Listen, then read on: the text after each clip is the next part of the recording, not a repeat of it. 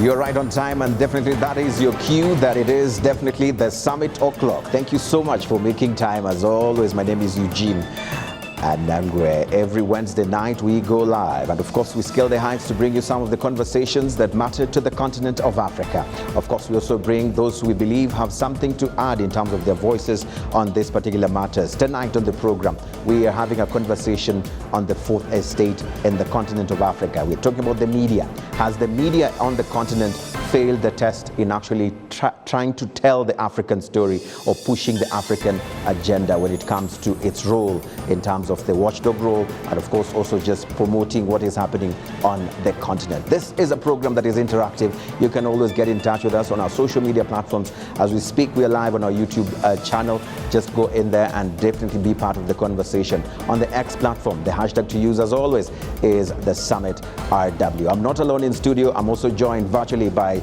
journalists from far and wide. I have Kennedy Wandera over there, and of course also have Razia, who's joining us from Kampala, Uganda, and in studio. I also have guests who are seated right here with me, who I'm just about to introduce in just a while. I'm definitely going to start off with none other than Jean Bosco Rushinga Bigui, who's the head of Department Media Sector Coordination Monitoring at the Rwanda Governance Board. Thank you so much for making time. My pleasure. Also with us is none other than James Munyaneza, Managing Editor, The New Times Rwanda. Thank you for making time. Thank you. And as I said earlier on, we also have none other than Kennedy Wandera, who's the international journalist, and of course he's the board chair, Foreign Press Association Africa. He's joining us in Nairobi, or from Nairobi, Kenya. And we also have Razia Atman, award-winning journalist, African News and Vision Group, joining us all the way from Kampala, Uganda. Thank you all for making time. I want to start off with the journalist in the room. I know all of us have the journalistic blood or DNA streaming in ourselves, but I want to start with you, James. We have had people talk about telling the African story, and of course most of the time we've been told we've let the international press tell the African story, and sometimes that story has not been told in the most accurate way, and of course there have been some criticism on the African media in failing or lagging behind in telling the African story. Is there any such thing as the African story? What does it look like? Thank you, Eugene. I think yeah, there is definitely an African story, fragmented as it might be, but there is that story. Is it something that we have, as Africans, been fully in charge of, that we have shaped? Definitely not, because history tells us otherwise. That's why you find even lakes here and mountains named after foreign personalities, because we are told they discovered these features, these natural features of Africa. So, of course, the distortion continues, but even within our context as Africans, if you look at, don't even look at the continent wide, the continent itself, even the region, the East African region, for instance.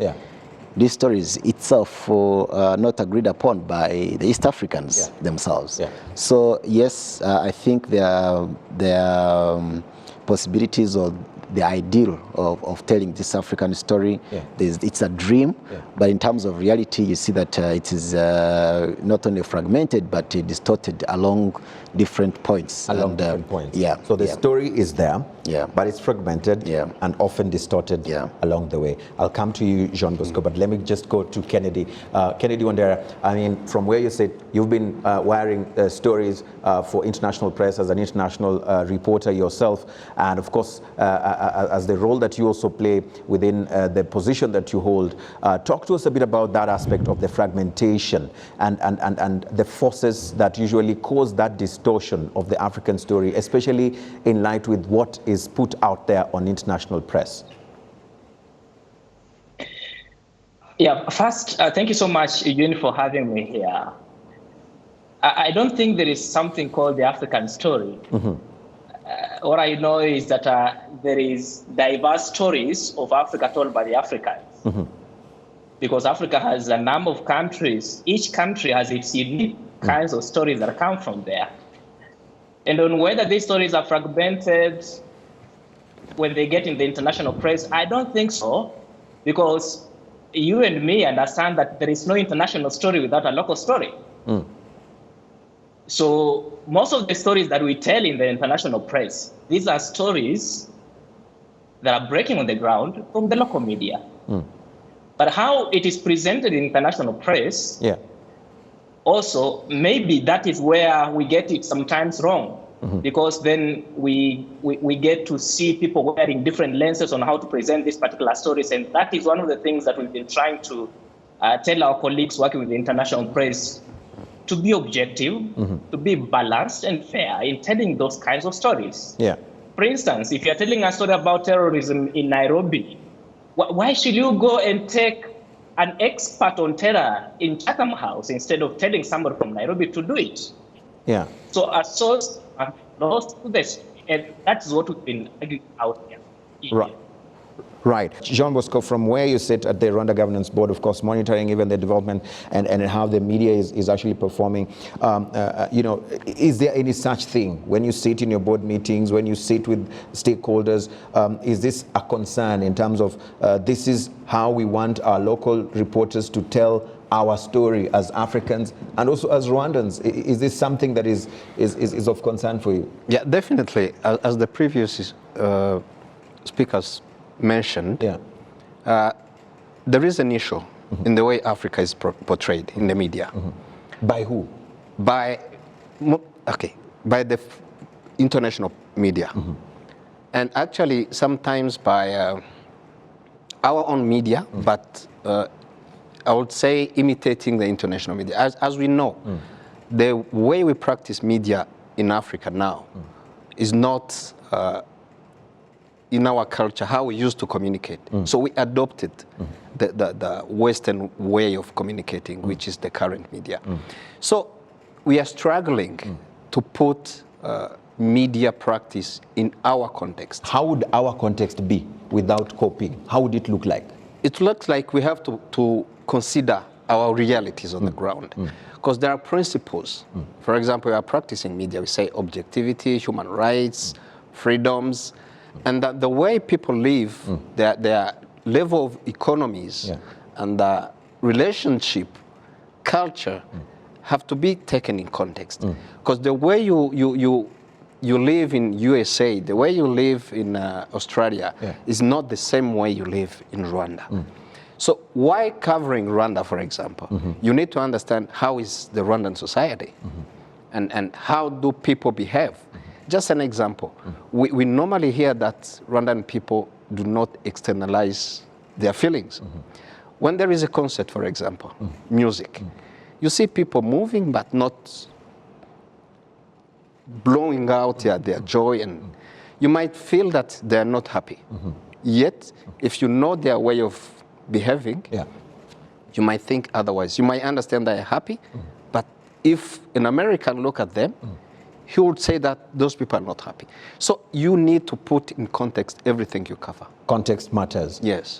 James, is there a counter to that and say maybe we have international standards of how stories are reported, or do you say also that there's no one size fits all in terms of when reporting from a standards perspective? Because Jean Bosco says context is one thing that anybody reporting on any story should definitely put to consideration. No, I think the lack of authenticity, originality, is not limited to the media alone. I think we see this across, even in governance systems, our way of life as societies. We tend to be heavily influenced by Western trends, and therefore I don't think it is something that is only limited to the media. But of course, the media tends to be the platform where everything comes together. And I agree that yes, we may need to interrogate the very foundations of how we tell this story. But I think very broadly, the story or journalism or storytelling, there are certain foundations. And I think if you say, okay, is this the truth? Does this represent the truth? Is this accurate? Is this fair? Is this balanced? Are you objective? I think these are fundamentals that can guide the storytelling, regardless of where you are, whether you're in Africa, in an African setting or not. I think there has to be minimum to say, okay, the story has to be guided by 1, 2, 3, 4 principles. And I think then the nature, the form, the interpretations, I think most of the things that, for instance, the case, the example of a concert, now those are interpretations, the commentary part of it. Now those are additions on beyond, over and above the basics, the foundations of journalism. So yes, context matters, but I believe that there has to always be general guiding principles across different countries, across the world, actually. Right, and Kennedy did poke some holes on your earlier on statement when you say that there is an African story. It exists, but Kennedy believes there's no such thing as the African story. It's us as journalists going in and telling the story. It doesn't really have to matter whether it is an African story. It is actually the story we are reporting. I don't see any contradiction per se. You can call it broadly a story, but that is made up of different small stories.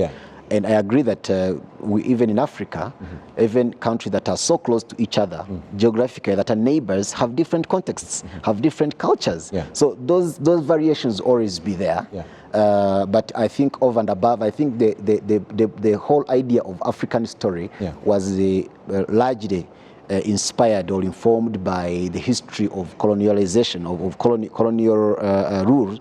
And then independence, and then Africa came together and say, okay, we have our own story. Yes, doesn't mean that each country doesn't have its own context, its own unique story, but put together as a force, as a continent, you have the broad story of Africa. Right. Kennedy, if you may I just go to Kennedy first, and then I'll definitely come back to you. Kennedy, I want to hear from you also, especially on the aspect of what the Africa we want looks like or should look like, and then roll back and see, do we have a media on the continent that is ready to actually spark or play a role in achieving that Africa that we want? For example, we have currently the ACFTA, going on. We have, the Agenda 2063.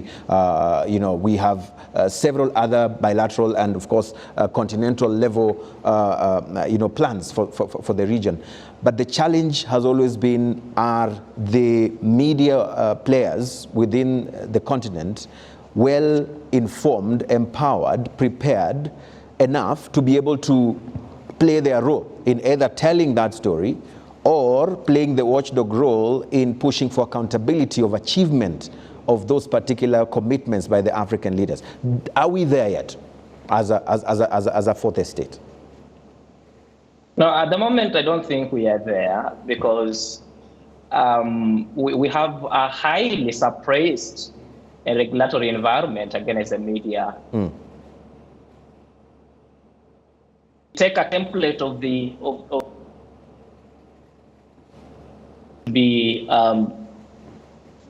keen on what happens there. I think as a continent we can go there. And like I said earlier, of course we have had this conversation at the African Union, in the last African Union summit. The Ethiopian PM suggested to the African head of state that there is need for Africa to establish a continental, or the African Union media hub, the African stories in the African perspective. But beyond that particular summit, nothing came out of it. There have been calls that we need to act, and it's true. The way African stories are being portrayed outside there, it's not the best way that these stories will be told. But one thing that I've always struggled to understand here is who is telling the African story to the international audience? Aren't they the Africans themselves? For instance, I may be based in Nairobi, but I'm reporting for an international media organization of what is happening in Nairobi. So are we going to sit here and blame the guys who are in Europe for telling the stories of Africa in a different perspective? And I need you to help us to understand that. I need you to help us understand that, because we have seen that, and some journalists who report, African journalists who report for international press, sometimes have come under fire of being told, now you've been indoctrinated, now you're speaking their language, now you're reporting in their way. We thought you're going to be actually telling the story the African way or in the African context. We've seen that. So explain to us what really happens as an international reporter yourself.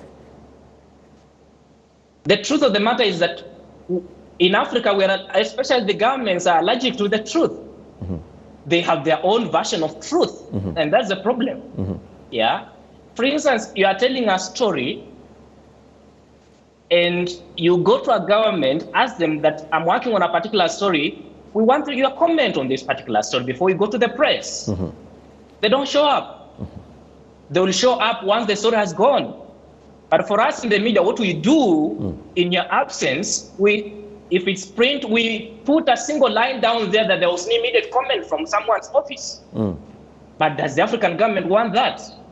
So how then do you blame me if you are not able to come and respond to this particular story? You only come to respond when the story has gone to the press. Right. So the problem is that we have leaders who want their own version of truth. For me, I've struggled to look at this because African stories are real stories. The only problem that we have maybe is how we package these stories and the experts that we get to explain to these stories. Sometimes we have African experts who do not want to appear for interviews. And I can give you an example, even for shows like this, I can tell you, Eugene, you have approached someone who didn't even want to appear here. So how then will the African story will have been if there was no a template from the Europe? Right. We will be having experts who don't want to comment on stories because they fear reprisals from governments who do not want to hear the truth about Africa. Right. I'm going to pause on that and come to Jean Bosco because he is among those who are within the regulatory space and of course during the barometer that was released just the other day, previous year, not so far ago, that aspect of access to information really did come up, just as Kennedy says, that getting information from leaders is a big challenge. And I want to broaden that. Now, if we're talking about continental matters, as journalists who want to tell the progress of some of these African initiatives by our leaders, governments, institutions, and we are not able to access these officials to give us the real information, how then does the media tell the African story? How then does the media help in passing that information you said earlier on? Yeah, I think you're right. There are issues, but I think there are various factors to that. As a matter of fact, you've mentioned the issues in Rwanda whereby media is complaining about accessing information. The reality is that at policy level, I think there is a law for access to information. Now the issue is the implementation of that law. And again, another reality is that the issue is at individual levels. I mean, some authorities, either by ignorance or by hiding some wrongdoings, or again, by lack of documented information. Because we have a serious issue of people documenting what they achieve. The most amazing thing is that even positive stories are still difficult to find. So we're trying hard to build that culture of letting people getting information for informed decisions. And as you know, Rwanda is struggling to be accountable, transparent. But I would say it's a struggle. It's a work in progress. So, it's a work in progress. Yeah, we're going to come back to that, especially on how it is affecting reporters in delivering on what they do. But before I come back to James and also allow you to build up on that particular point, I want to go back to Razia. Razia, especially on the aspect of being an African yourself and reporting on stories that are actually being broadcast on international media. How much of a pressure is that for you as an African, especially on the aspect of being challenged or being told, but Razia, you are an African, why are you telling the negative story? Let's say, for example, there's a story of something that is not right, going on right. How does this affect, or how is this a reality in terms of African reporters reporting for international press, especially being asked or told, you're not actually telling the African story, you've been indoctrinated, you're now speaking like the Western people? Yes, it is like I was saying earlier. It is all about perception. It's all about culture, it's all about the framing, it's all about understanding our sensitivities as different people globally. Because, as I was explaining earlier, an American will have to report a story about terror in Uganda in a way that will resonate with their societies in the USA or maybe in Brazil. And the way we react to a terror situation is probably not the way an American society, maybe a local community, would react to the same incident. Why? Because we have different governments, for example. We have different cultures. We have different ways of solving disputes. We have different populations, different societal call it levels. They are all different, which is why if I was reporting about, say, let's say terror, because we as Uganda we're experiencing this lately, I will think about how my own community would react to the information that I'm giving them. And because of that, I'll be guided in maybe how much I can say, how much I can, how will I portray the government, for example? How will I portray the local leaders? How will I portray the perpetrators? Yeah. Whereas someone in the U.S. will only care to know what is the story, what has happened. But the nitty-gritty, the sensitivities that come with that information will not affect an American community in as much as it will affect the community here in Uganda. Right. Which is why we have to be sensitive. And I come from a point of, reporting on the same story for a Ugandan, our own local audience, and for an international audience. And I'm telling you, Eugene, it is different. Right. Because I want my people here in Uganda to understand the story. And I'll take in and I will consider who they are, how they are, because I know them, and I'm Ugandan, and I'm going to report like a Ugandan. But if I'm reporting a story for the entire world, it's going to be more about, well, this happened, and that is it. And this is how the international media sometimes misses on certain issues, and we feel like they're not portraying us the way we are as Africans. They're not telling the African story, because the way they are affected by this same information is not the way we will be affected. If a story is happening in Uganda, for example, we are looking for different opportunities. We are looking for different reactions. We are looking for different even stories from the same event, different from the interests of the global audience. So, and because of that, I feel like we have an African story, and we always, like for us who do stories, report on stories for the local audience and for the international audience, we've learned to take that into account and say, if I'm doing a story for example, VOA, the way I report about it, or if I'm doing a story for Al Jazeera, if I'm doing a story for African News or Euronews, the way I write, the way I report that story is going to be different from the way I will write a story for the New Vision here in Kampala, or reporting a story for urban television, because I understand these audiences, and I understand the global audience, and I understand their specific media content needs and how they will impact them. I think as journalists, the important thing is to keep this in mind.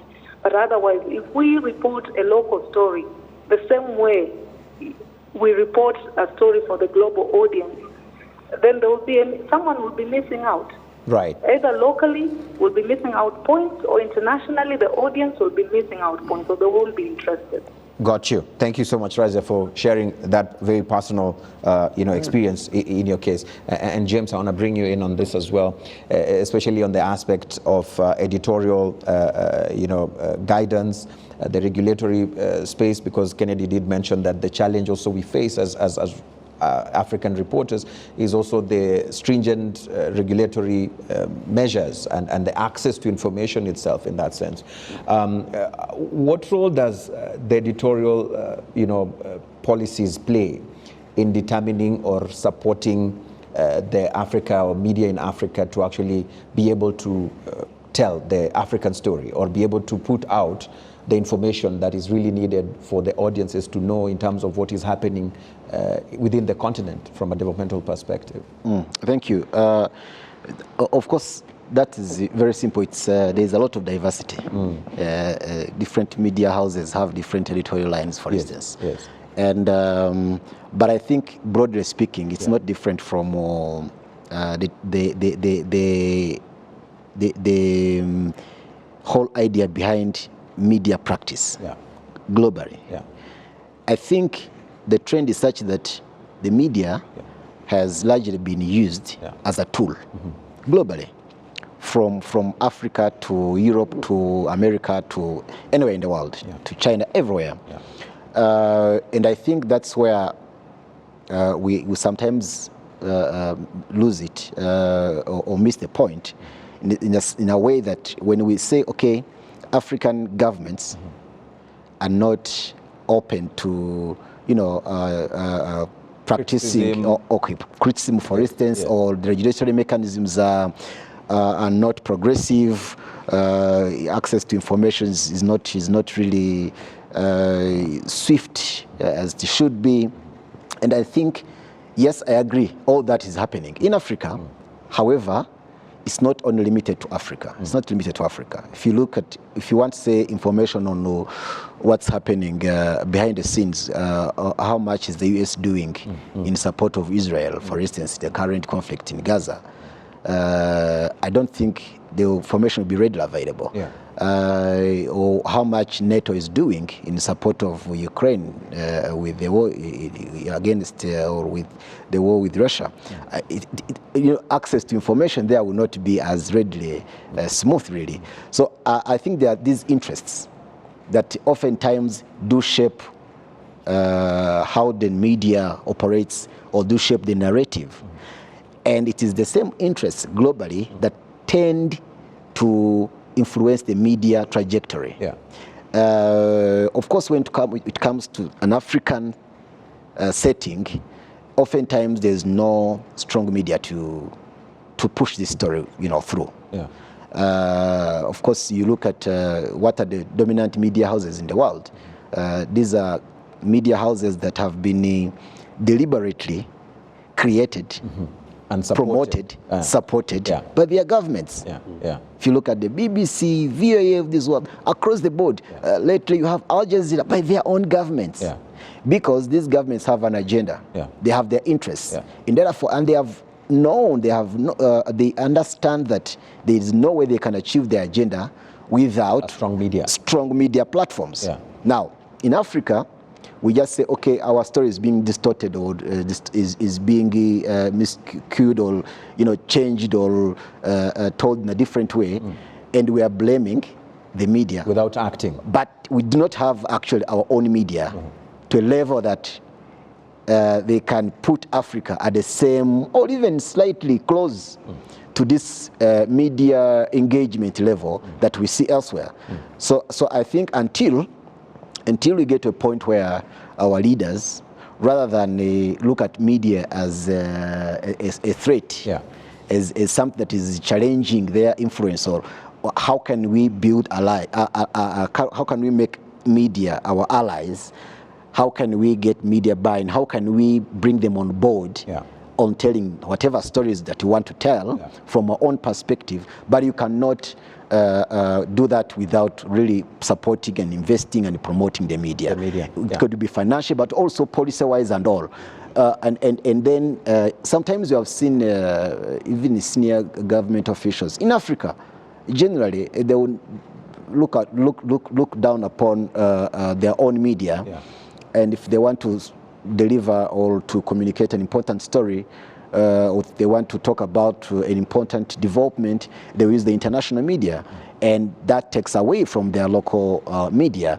And I think it's not just about, like I said, it's not just about money, it's not about just funding, but even in terms of access. Yes, I agree with the point of access, but in terms of even the respect you give it, the kind of strategic orientation and the entire ecosystem in and around the media sector, I think there is something that is going amiss. Is missing. And I think for us to get to the Africa, kind of media house in the level of the Al Jazeera's that you mentioned, the CNN's, BBC's, maybe we might have a long way to go, because we had even from Kennedy did mention that there was an idea mooted by one of the leaders of the continent and then it never happened. There was once an attempt back in late 70s, I think, Exactly. from Kampala, Yes. To create a Pan-African kind of media, kind of Would platform. this be the solution? Yeah. Would this be what we need as a continent?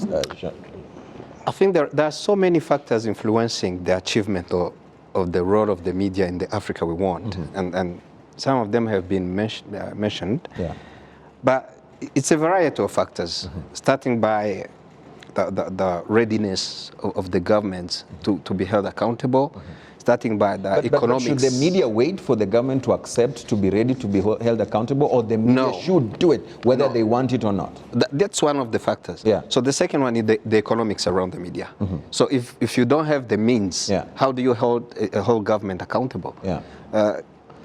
Then the skills, you know, it takes a Eugene or somebody of your caliber or even more to conduct a well-sourced investigative story, an interview, well-prepared interview. I mean, we don't yet have those kind of caliber. A specialized reporter who can address health issues, economics, agriculture. And of course, we have to have a citizenship which is ready to talk, because we gather information from the public and for the public. Yeah. So all of this, I think, to be able, let's come back maybe to the government level. We need not only, Africa is made up of various countries. Correct. And I don't see from now on in the next 5 years the African continent coming together and having It's media house. its media, considering the geopolitics we have for the time. Yeah. But at least if we can start in the media environment and discuss what can we do on the media side. For example, when we talk about economics, do we run our media houses as businesses, or because sometimes we have it as a public good, but also as a business. We've been discussing this last time, you remember. So who do we hold accountable when somebody runs a media house and don't care for those ones who are gathering the information, who are bringing in the money in the house? So are we blaming the government if you don't run a media house as a business? So this is one aspect. Media owners who run their businesses in a way that does not properly appreciate their personnel are to blame. It's not just the government. As well as the government. As well as the government. Again, we are working in a world whereby the politics interfere, as James raised. Yes. You might have enough resources, you might have a good environment internally, but if the global environment comes in, you're never sure that you will be that professional. For example, we have partners in the media sector. You might have development partners, you might have partners who will propose to train you guys, but behind, as we said, every country fights for its interest, their own interest. This is where the geopolitics comes in, and then this is where you see, for example, for international media, the choice of the guests itself may indicate that where they want the story to go. Right. Kennedy, I want to come back to you, especially on those key aspects that we hear from our guest here, Jean Bosco, who actually mentions several factors.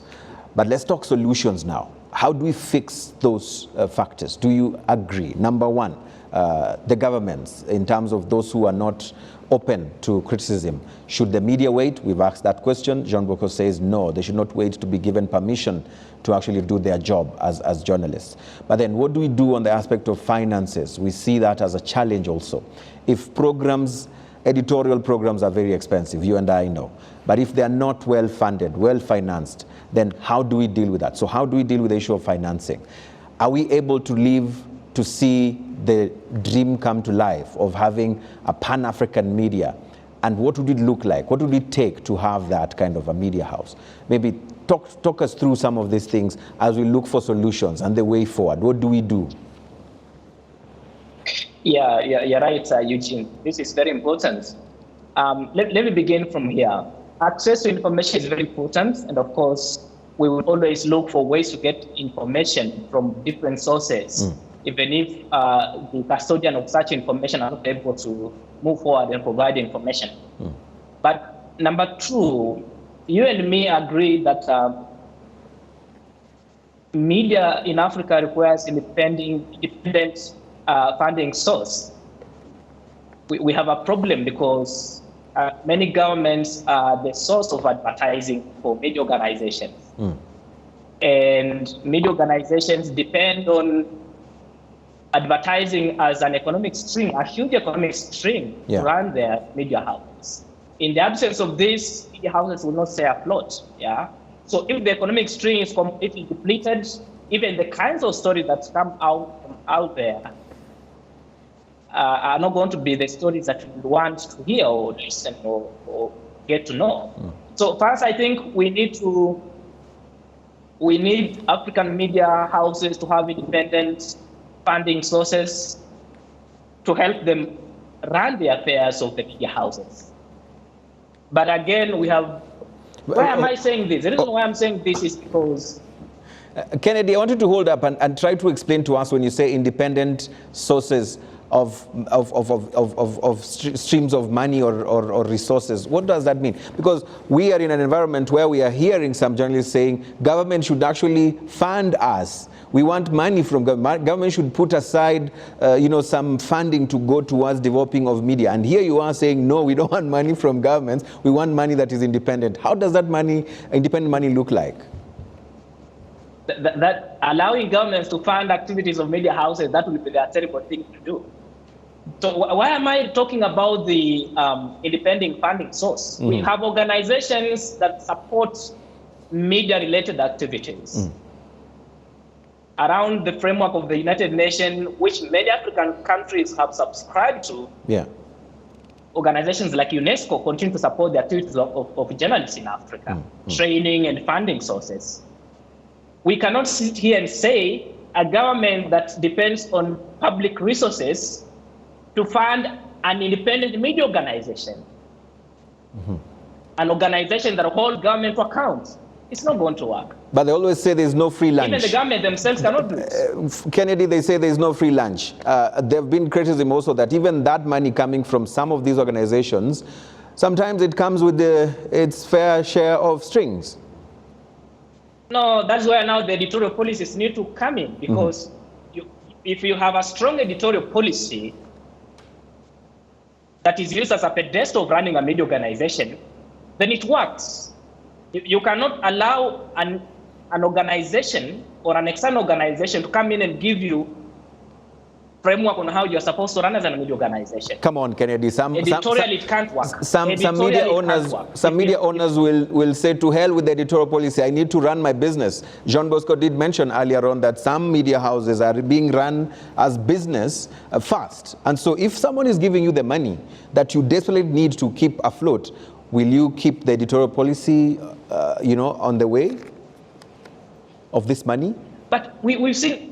Let's talk about this, Eugene. Of course, some of us here say that we should not use the template of the Europe media in the West. How is CNN run?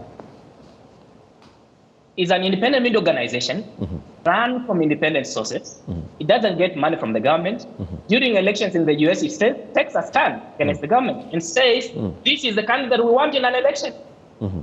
Now tell me, can a Kenya Broadcasting Corporation or Rwanda Broadcasting Corporation say that in an election and still survive? It's not possible. So if we have, of course, a media organization has to run as a business first, but at the same time, it is a public good. Yeah. Absolutely. So right. you cannot alienate the two from the running of a media organization. Yeah. Thank you. Thank you, Kennedy. Razia, I would love to pick your thoughts on this. I hope that the stability of the network is doing so well. Razia, I want to bring Razia in on this, especially looking at the solutions now. Let's talk solutions. Where do we go? What do we do from here right now? Well, I think it's going to be a long journey for us as Africa. And it's a matter of intent, what we want to achieve in as far as the media is concerned. And it's complicated. Listening in from what John was talking about, James and Kennedy. So you have the government, which obviously plays an important role. Many of our media houses depend on their governments for funding. And then if you compare, like what James was talking about, how governments rely on their own media houses that they build for themselves to foster their own agendas, then how are we going to build such strong and, in terms of a country or a government, independent media, which can tell its own story as a country, or a continental media house, which can tell our story as Africa? How can we do that without the support of a government? But once we have the government, then how can we independently report about our own issues that are happening here at home without the influence of the government, which is why I believe it's a long, long, long road for us as Africa. And I think if we are honest, even if you look at it from the BBC or CNN or Al Jazeera in Qatar, whichever way you look at it, I think none of them has achieved that independence that journalists yearn for. Even if you report for the BBC, they have their own agenda. There are things the United Kingdom wants to put forward. If you report for Al Jazeera, there are things that Qatar wants to put forward. And so if we're defining objectivity, independence, are we being honest? So I think there's a big question, and it's a long road, and it's a complex situation for the government, for the media houses or the media space, and for the continent, and even for the entire global space. Right. Razia, very, very powerful. But talk to me a bit about what we talked about, the aspect of funding. Where should the money come from if someone wants to support the cause? Because we've heard that media houses are struggling to stay afloat. And that is one of the challenges. If there's no money to pay, no money to run operations, then we're in trouble. But we've also had those who are saying, can government support us? But then Kennedy says, no, that would be a very bad idea. But he says we need independent money. Is there any such thing as independent money? I think by independent money, what Kennedy means is money that is coming from, if we're running a newspaper, from circulation, if you're running a TV station, from adverts, which are not necessarily from a government institution. They are from, private companies. This is, I think, independent funding, if you ask me. And we can also, right now as we speak, with the digital spaces, can we get some money from the paywalls? Is that even possible? And is this money enough to run a media house? Because, Eugene, the cost of production is too high. If you look at the newspapers, for example, where I work at New Vision, and we have the New Vision, but the circulation, the money that is coming from people who are buying the physical newspaper, even the online version, cannot produce a newspaper, an edition. That money is not enough. You need money from the adverts. Now, these adverts, and as much as they are private companies, maybe you have telecoms, maybe you have, manufacturers, industries, in as much as they are independent and they are private, they will have an influence to in your editorial, leaning. They will have an influence in that. So I think there's no such thing as independent funding, if you ask me. It's not there. And if this money comes from the government, of course they will have an influence. They will. And it's just maybe human nature, which is complex. So the safest, I believe, and maybe closest to what you call independent is money that comes from the consumer. Right, right. If it is a newspaper, from the buyer. Yeah. If it is content on the digital, you say put up a paywall and pay for this content. Right. And maybe for TV, we can go in as far as even charging for the videos that we put out. But is that possible? Have we gotten to that level as Uganda, for example, or as East Africa? Have we gotten to that level? I think no. Not so yet. maybe we can think also in terms of innovation. How do we get this content out there as our sole role to bring out information? And then how do we sustain the production of this content? How Right. do we do that? Thank you, Razia. Indeed, very, very crucial aspects that Razia brings in there. And of course, we don't have so much time, but I want us to start, wrapping up and trying to see even the potential solutions that we are looking at seems to still have a long way to go in terms of achieving them. Someone once asked me, because I proposed that particular idea of having an African media, a Pan-African media, and he asked me a very interesting question, and he said, if you were an investor, what would make you not invest in such a venture? A Pan-African media that tells the African story in the way we all anticipate it to be. And I want to ask you guys the same question. James, if you were an investor, because such a move would require some level of investment, what would stop you from investing in such a venture? A Pan-African media in the nature of the BBCs, the Al Jazeeras, for Africa. And you have the money, but what would stop you from putting your money in such a venture? Thank you. So I think that's a very tricky case, because you have the premise you would have to, the assumption would be that Africa is a homogeneous, of which it is not, and we had that from Wandera as well. Yeah. And again, if you look at most of the successful African stories, have not necessarily been conceived in the continental context or framework as a continental investment. If you look at even, I want to assume Rwanda's story, for instance, is a success. Look, depending on how you look at it, it's a national, a Rwanda initiative. If you look at the same thing, if you look at broadly the other airlines, for instance, on the continent, these have been deliberate strategic investments by individual African governments. If you look at most of the successful big projects, they have always been primarily been championed by a certain country, maybe a few countries, neighbors will be joining. The coalition of the willing but to look at it, to start from the top continental other things, I think that's very problematic in a way that, especially, you have a lot of conflicting positions, even on very, very basics. If you look at aviation, how even so what you're neighbors saying, if you were an investor, you would be turned off from such an investment because of the... Because there's a lot of inconsistency.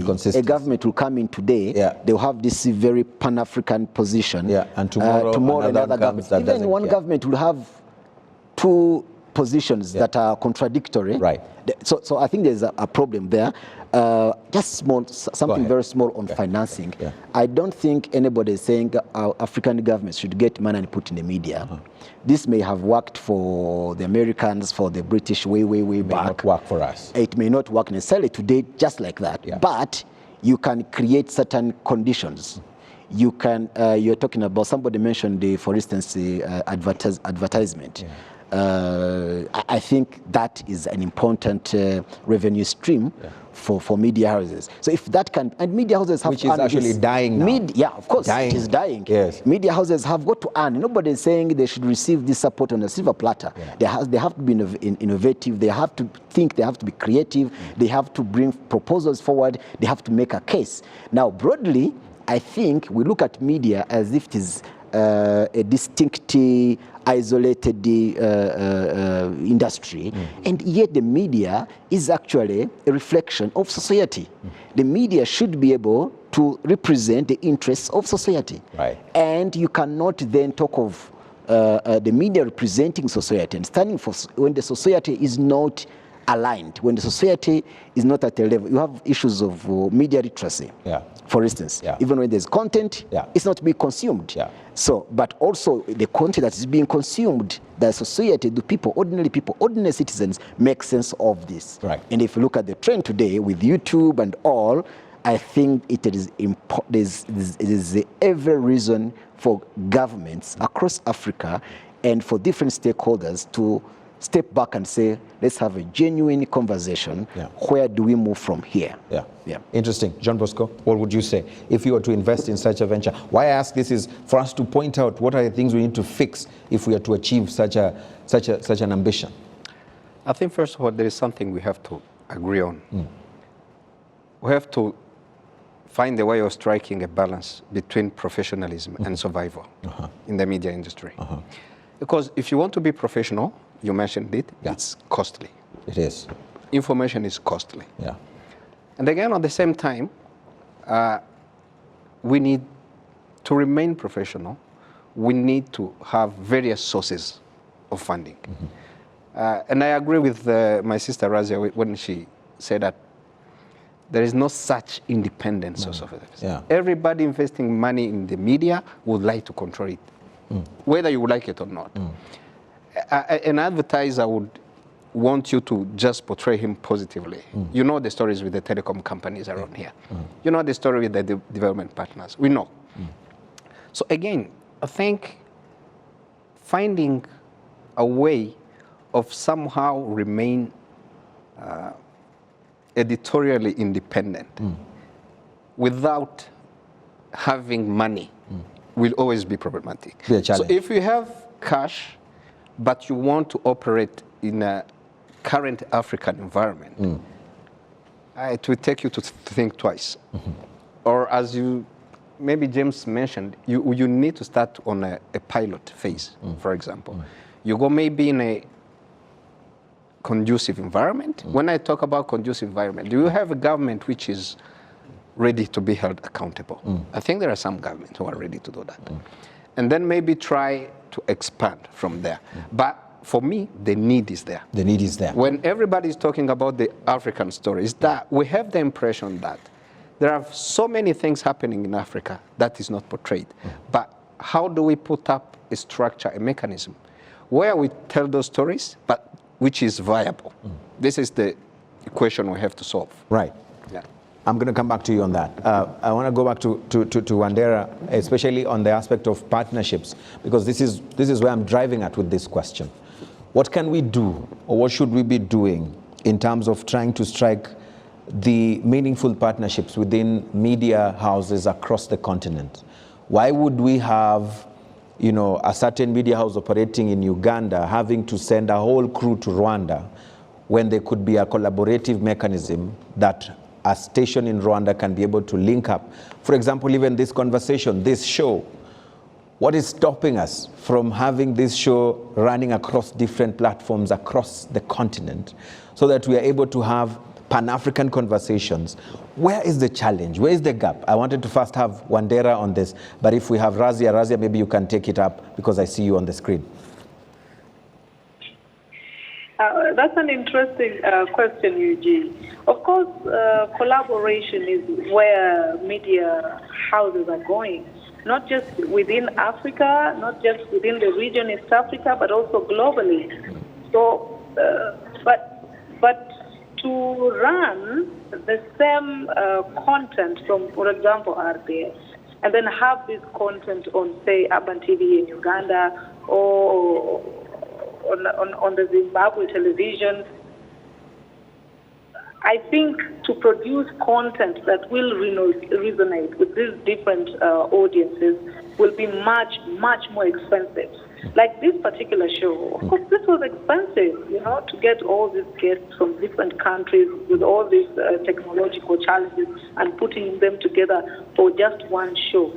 It's quite expensive. But of course, on that point, we can have, again, the production costs shared among these different media houses that will carry that program. But still, it's a long way to go. It's a long way to go because even when you look at Uganda alone, for example, which is a very, very tiny country, Eugene, we have so many TV stations. We have over, I lost count, but I know at least 20 TV stations in Uganda.